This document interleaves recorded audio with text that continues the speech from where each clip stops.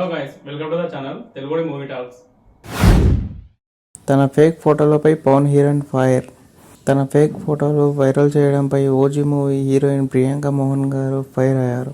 నన్ను తప్పుగా చిత్రీకరించిన కొన్ని జనరేటెడ్ ఫోటోలు వైరల్ అవుతున్నాయి. దయచేసి అలాంటివి షేర్ చేయడం, స్ట్రైట్ చేయడం ఆపేయండి. టెక్నాలజీని కేవలం ఎథికల్ క్రియేటివ్కి మాత్రమే వినియోగించాలి. ఏం క్రియేట్ చేస్తున్నాం, ఎలాంటివి షేర్ చేస్తున్నాం అనే విషయంలో ఏమాత్రం అందరూ కాస్త జాగ్రత్తగా వ్యవహరించాలని ట్వీట్ చేశారు.